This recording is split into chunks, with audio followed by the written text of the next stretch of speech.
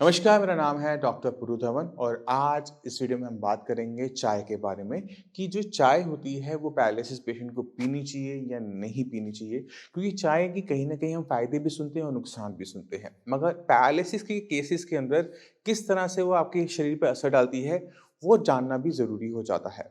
जितने भी patient science engineering के होते हैं जिनका पैरालिसिस का ट्रीटमेंट चल रहा होता है, उनको एडवाइस आज तक नहीं किया जाता था कि आपने चाय को बंद करना है। मगर चाय जो लोग पी रहे होते हैं और जो चाय बिल्कुल नहीं पीते, उनकी रिकवरी में हम एक थोड़ा-सा डिफ़रेंस देखते हैं कि जो लोग चाय पी रहे होते हैं, उनमें रिकवरी हमें लो कम देखने को मिलती है। रिकवरी आती है बट वो कम आती है। इन कंपैरेटिव उन लोगों की जो चाय बिल्कुल भी नहीं पीते। जब हमने ये सारी चीज़ें होती हुई देखी, नोटिस किया, तो हमने इसमें थोड़ा-सा डीप गए और चाय के नुकसान और किस तरह से वो हमारे बॉडी पे इफ़ेक्ट डालती है, उसको भी जानने की कोशिश की। तो हमने एक चीज़ देखी कि जो लोग चाय पीते हैं, खासकर खाने के बाद, उनके शरीर के अंदर खून की कमी बहुत कॉमनली देखने को मिलती है। वो पेशेंट हमेशा एनीमिक बने रहते हैं। अब ये इसलिए हो रहा होता है क्योंकि चाय जो होती है वो खाने में जो पदार्थ हैं, फॉलिक एसिड है, बी12 है या फिर आयरन है, उसकी एब्ज़ॉर्प्शन में हिंड्रेंस पैदा करती है। तो हमने सोचा कि अगर इसका असर सेम मेडिसिन के साथ भी हो रहा होगा, तो मेडिसिन अगर आपने ली भी है, वो ब्रेन तक नहीं पहुँच पाएगी, तो उसका काम नहीं हो पाएगा। तो हमने कुछ पेशेंट्स के अंदर चाय बिल्कुल बंद करवा दी और उनके रिज़ल्ट्स को फिर हमने नोटिस करना शुरू किया। जो रिज़ल्ट्स धीरे आ रहे थे, वो फ़ास्ट होने शुरू हो गए, सिर्फ़ चाय को छोड़ने से। तो अगर आप पैरालिसिस के पेशेंट हैं और साइंस इंजीनियरिंग का ट्रीटमेंट ले रहे हैं, तो पहला काम अब आपने क्या करना है कि चाय का सेवन आपने पूरी तरह से बंद कर देना है, क्योंकि चाय के सेवन से आपकी बॉडी के अंदर जो मेडिसिन हम आपको दे रहे हैं, उसकी एब्ज़ॉर्प्शन में हिंड्रेंस पैदा हो सकती है। और अगर ये एक आयुर्वेदिक मेडिसिन के लिए हिंड्रेंस पैदा कर रही है, तो ये एलोपैथिक मेडिसिन के लिए भी 100% ज़रूर कर रही होगी। तो हम मेडिसिन पे पैसा खर्च करते हैं, खाते भी हैं, टाइम भी देते हैं, मेहनत भी करते हैं और रिज़ल्ट ना मिले या फिर रिज़ल्ट उतना ना मिले जितना मिलना चाहिए, ये थोड़ी-सी दिक्कत वाली बात हो जाती है। तो मेरी एडवाइस जितने भी पेशेंट्स हैं पैरालिसिस के जो अपना ट्रीटमेंट कर रहे हैं, उनको यही है कि आप अपनी डाइट में चाय को निकाल दो जब तक आप मेडिसिन का इंटेक कर रहे हो। जब एक बार मेडिसिन बंद कर दो, फिर चाय का इंटेक आप कर सकते हो, कोई दिक्कत नहीं है। और अगर आप चाय फिर भी मजबूरी में लेना पड़ता है, तो आपने एक चीज़ का ध्यान रखना है कि चाय कभी भी खाने के बाद कभी ना हो और चाय कभी मेडिसिन के बाद ना हो। उसको कम से कम बीच में कहीं आप लेंगे, जैसे आपने ब्रेकफ़ास्ट किया और लंच के बीच भी किसी टाइम में आप लेंगे, जिसके आगे-पीछे कम से कम 1 डेढ़ घंटे तक कुछ भी ना हो। क्योंकि जो आपने खाना खाया है, वो भी आपके इंटेस्टाइन्स में होता है और उसकी एब्ज़ॉर्प्शन चल रही होती है। तो अच्छी खासी जब एब्ज़ॉर्प्शन हो जाए, उसके बाद अगर आप चाय लेंगे और अगर उसका थोड़ा बहुत नुकसान हो भी रहा है, तो आपको महसूस कभी भी नहीं होगा। तो इस चीज़ का हमें ध्यान रखना है कि चाय कभी भी शरीर को नुकसान नहीं पहुँचाती। पैरालिसिस पेशेंट को नुकसान कभी भी नहीं पहुँचाएगी। वो नुकसान पहुँचाती है उस मेडिसिन को जो आपको ठीक होने के लिए दी जा रही है। तो आपने इस चीज़ का ध्यान रखना है, पैरालिसिस के पेशेंट हैं, चाय को ध्यान से सेवन करें।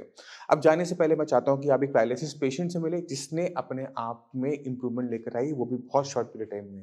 नमस्कार, मेरा नाम है डॉक्टर पूरू धवन और आज हमारे साथ पैरालिसिस के पेशेंट हैं प्रवीण शर्मा जी। प्रवीण शर्मा जी करनाल में रहते हैं और इनको लास्ट मंथ 13 तारीख को पैरालिसिस हुआ था, जिसके अंदर इनकी लेफ़्ट लेग के अंदर जो मूवमेंट थी वो कम्प्लीटली चली गई थी। प्रवीण जी की मेरे ख्याल से फैमिली मेम्बर्स हमारे पास आते हैं, तो इनको वहाँ से रेफरेंस मिली और ये आए हमारे पास और विदिन 2-3 डेज़ ये जो नॉर्मल वॉक इनकी स्टार्ट हो गई। तो ज़्यादा बात ना करते हुए मैं चाहता हूँ कि हम चलते हैं प्रवीण जी के पास और उनसे उनका एक्सपीरियंस पूछते हैं। तो प्रवीण जी, आपको ये हुआ कब था? मुझे मुझे नवंबर 14 को 13 13 नवंबर को हुआ हाँ जी था। हाँ जी और क्या कंडीशन थी उस दिन? -0 कंडीशन थी। -0 कंडीशन। जैसे ना -0 हो जाता है ना, टेम्परेचर हो जाता है। हाँ। मतलब इतनी बुरी कंडीशन थी कि मैं उसको माइनस इससे नीचे कोई फिगर नहीं थी कि मैं दे नहीं पा रहा था। चल पा रहे थे? बिल्कुल नहीं। हाथ ठीक थे? हाँ ठीक थे, पर वीकनेस थी एक हाथ में? हाँ जी हाँ जी, वीकनेस बोलना थी। ठीक था? बोलना ठीक था जी। बोलना ठीक था।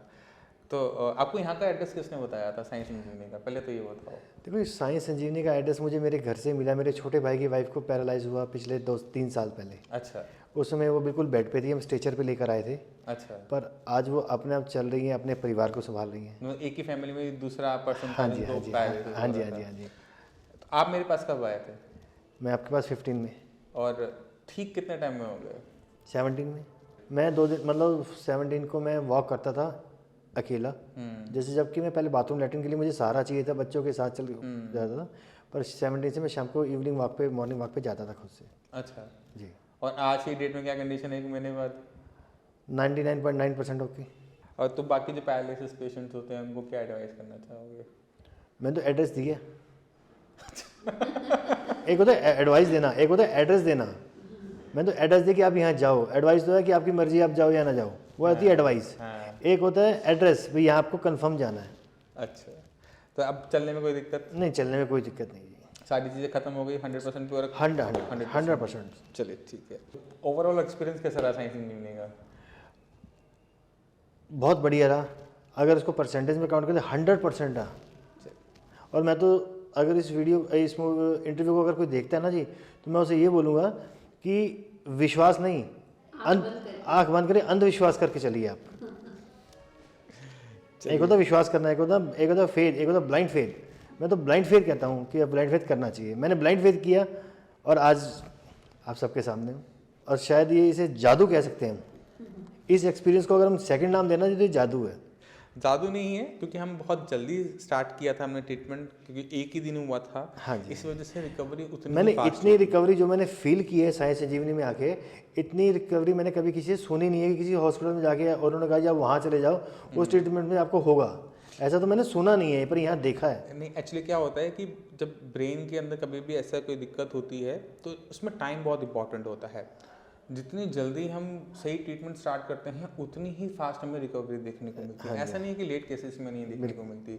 अगर पेशेंट अपनी मेहनत करने को तैयार है, विल पावर रखता है और ये माइंड में डाल लेता है ना। मेरा मानना ये है कि कोई चीज़ तब खत्म होती है जब हम उसे स्टार्ट करते हैं। स्टार्ट भी होते हैं और इसमें ना जब तक आपके पास खुद की इच्छा ना हो ठीक होने की, हाँ जी, हाँ जी, कोई डॉक्टर आपकी मदद नहीं करता। तो आपने खुद देखा, जब हम अपने शरीर पे थोड़ा थोड़ा काम करते हैं तो वो जो परिवर्तन होता है शरीर के अंदर आता है वो बड़ा होता है। हमें छोटी छोटी चेंजेस अपनी डाइट में, अपनी एक्सरसाइज में और अपनी मेडिसिन में करते रहना पड़ता है जिससे हमें मैक्सिमम रिजल्ट मिले। उम्मीद करता हूँ इस वीडियो से आप समझ गए होंगे कि हमने किन चीज़ों का ध्यान रखना है, चाहे वो हमारी डाइट हो, चाहे हमारी एक्सरसाइज हो, चाहे वो सिर्फ चाय ही क्यों ना हो। हर चीज़ का असर आपकी बॉडी पे पड़ रहा है। फिर भी आपके माइंड में कोई भी डाउट हो, कुछ भी पूछना चाहते हो, डॉक्टर्स अवेलेबल हैं, उनसे बात कीजिए। आपको मेरे से आके मिलना है, मुझसे आके मिलिए। बट अपने आप को जल्दी से जल्दी ठीक कीजिए, यही हमारी आपसे कामना है। अब इसी के साथ आप सबसे मैं चलने की आगे चाहूँगा। मिलते हैं अगली वीडियो में, तब तक के लिए नमस्कार।